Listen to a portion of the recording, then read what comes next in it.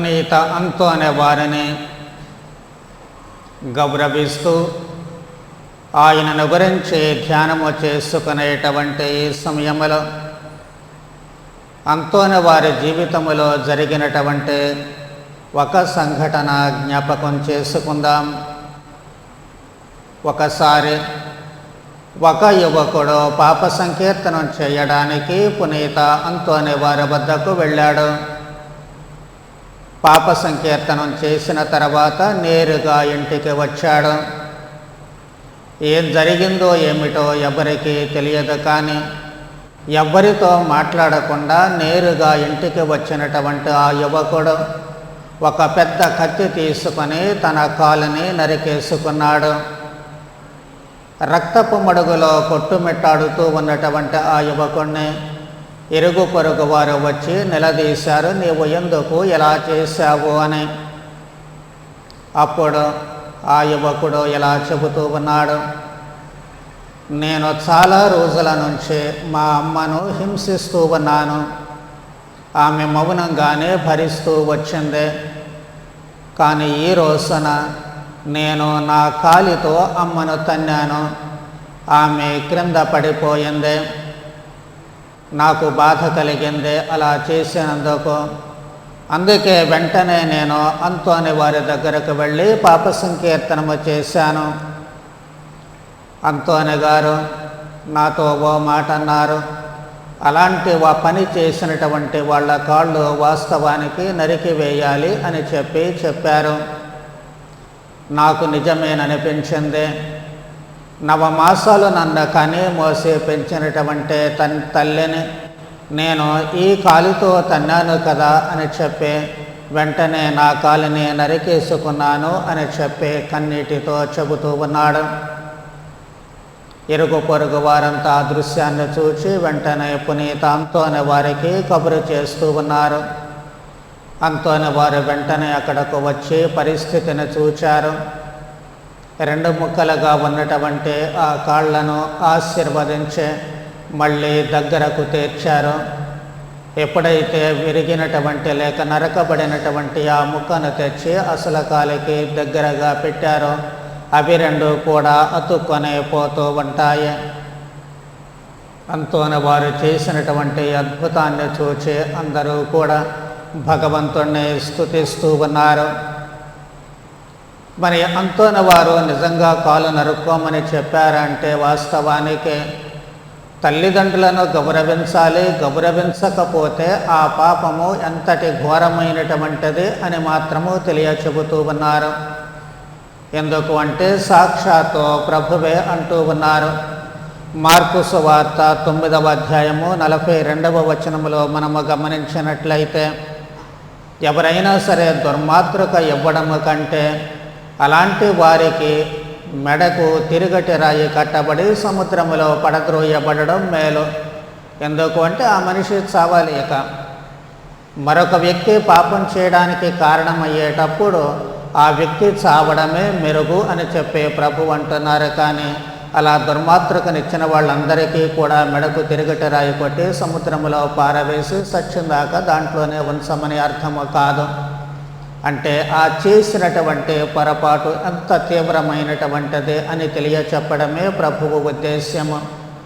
ఇంకా కొంచెము ముందుకు వెళ్ళి చదువుకున్నట్లయితే అదే అధ్యాయంలో 45వ వచనములో ప్రభువు ఏమంటూ ఉన్నారు, నీ కాలు నీకు పాప కారణమైనచో దానిని నరికి పారవేయము. అంతోని వారు కూడా ఇదే వాక్కును ఆయనకు తెలియజేశారు. తన కాలితో తనకు జన్మనిచ్చినటువంటి తల్లినే తన్నినటువంటి ఆ యువకుడు ఎంతటి ఘోరమైనటువంటి నేరము చేశాడు, దానికి ప్రభువు ఏం చెబుతున్నారు అన్నటువంటి దానిని ఆ అబ్బాయికి అర్థమయ్యేటట్లు చెబుతూ ఉన్నారు.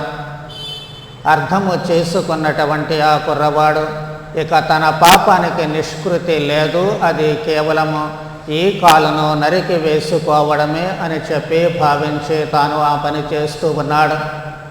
కానీ వాస్తవానికి అది పరిష్కారము కాదు. కాలు నరికి వేసుకున్నంత మాత్రం చేత తాను చేసిన పాపానికి నిష్కృతి ఉంటుందంటే ఉండదు. ఇంకా తల్లిదండ్రులను ఎక్కువ బాధ పెట్టిన వాళ్ళవుతారు. ఎందుకు అంటే మళ్ళీ కాలు లేకుండా కుంటివాడుగా ఉంటే మళ్ళీ ఆ బిడ్డను చూడాల్సినటువంటి బాధ్యత తల్లిదండ్రుల మీదే పడుతూ ఉంటుంది. తాను చేసిన పాపానికి ఏదో ప్రాయశ్చిత్తం చేద్దాము అనుకొని తన తల్లిదండ్రుల మీద ఇంకా అధిక భారాన్ని పెట్టడమే కాకుండా వాళ్ళ మనసు గాయపడేటట్లు చేస్తూ ఉన్నాడు, వాళ్ళ మనసు బాధపడేటట్లు చేస్తూ ఉన్నారు. కాబట్టి అలా చేయకూడదు ఎప్పుడూ కూడాను. మరి చేయాల్సినటువంటిది ఏమిటి అంటే తల్లిదండ్రులను గౌరవించాలి. వాళ్ళ ఎడల మనము ద్రోహము చేసినప్పుడు చేయాల్సినటువంటిది ఏమిటి? ఆ తప్పును తెలుసుకొని వెళ్ళి వాళ్ళ కాళ్ళ మీదనే పడాల్సినటువంటి అవసరం ఏర్పడుతుంది. అమ్మ నన్ను క్షమించు, నాన్న నన్ను క్షమించు, ఇక మీదట ఇలాంటి పొరపాట్లు చేయను అని చెప్పి ఆ మనిషిలో పరివర్తన అనేటువంటిది రావాల్సి ఉంటుంది. నిజానికి ఆ అబ్బాయి కాలు నరుకున్నాడు అంటే ఆయనలో ఉన్నటువంటి పరివర్తనే. ఆ పరివర్తన మనస్సు మార్చుకున్నాడు కాబట్టి తిరిగి మళ్ళీ పోయిన కాలు రావడానికి అవకాశము కుదురుతూ ఉంటుంది. మరి అదే పరివర్తన లేకపోయినట్లయితే మళ్ళీ అది సాధ్యపడేది కాదు. కాబట్టి మనలో అసలు కావాల్సినటువంటిది ఏమిటి అంటే పరివర్తన. మనము చేసినటువంటి పాపము ఎంతటి తీవ్రమైనటువంటిది, దాని పర్యవసానం ఏమిటి అనేటువంటిది మనం ఎప్పుడూ కూడా ఆలోచించి అవగాహన చేసుకోవాలి. సిరాకు గ్రంథకర్త ఏం చెబుతూ ఉన్నాడు? 3వ అధ్యాయము 16వ వచనములో తల్లికి కోపము రప్పించువాడు దైవ శాపమునకు గురియగును. తల్లికి కోపాన్ని రప్పిస్తే చాలు మన మీద దైవ శాపాన్ని తెచ్చుకుంటూ ఉంటాము. అసలు ఇంకా పూర్వ నిబంధన కాలంలో నిర్గమకాండంలో మనం చూస్తూ ఉన్నాము. దేవుడు మోషే ద్వారా ఇచ్చినటువంటి శాసనములో 21వ అధ్యాయము 15వ వచనములో ఏం చెబుతూ ఉన్నారంటే తల్లిని కొడితే అలాంటి వారికి మరణమే శరణమని చెప్పి చెబుతూ ఉన్నారు. అంతటి కఠిన శిక్ష ఆ రోజుల్లో విధించేవాళ్ళు. ఇప్పుడు మనకు కావలసింది శిక్ష కాదు, పరివర్తన.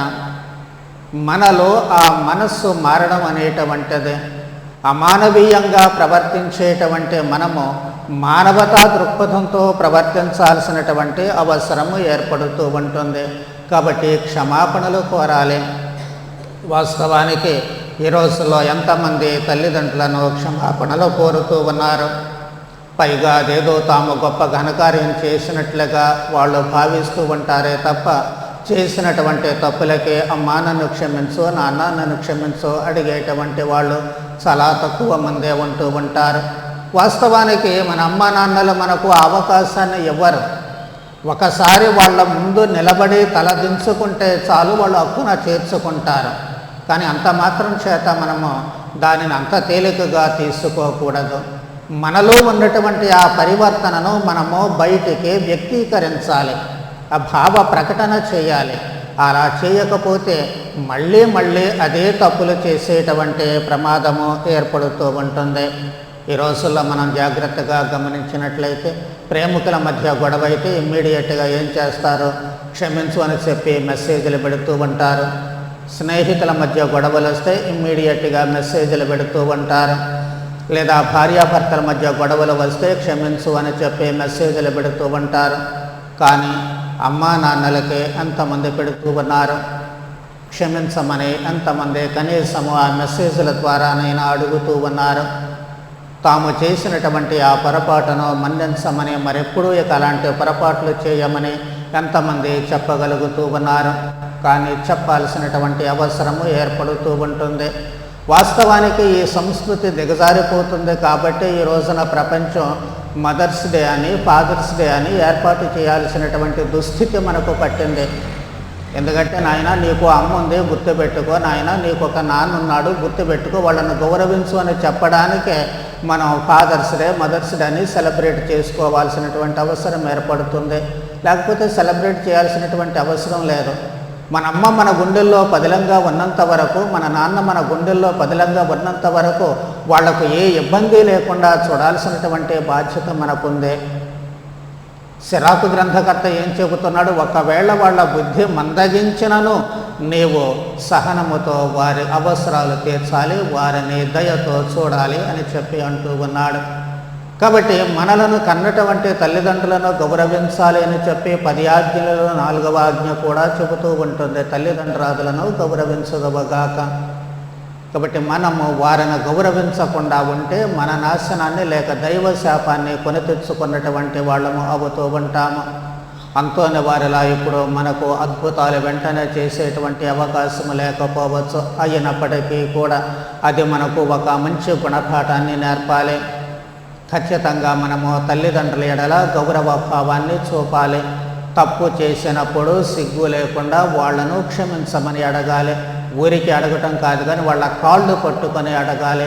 అప్పుడే మళ్ళీ మనము అలాంటి పని చేయకుండా వాళ్ళ మీద పరిపూర్ణ గౌరవము మన మనస్సులలో ఉండడానికి అవకాశము కలుగుతూ ఉంటుంది.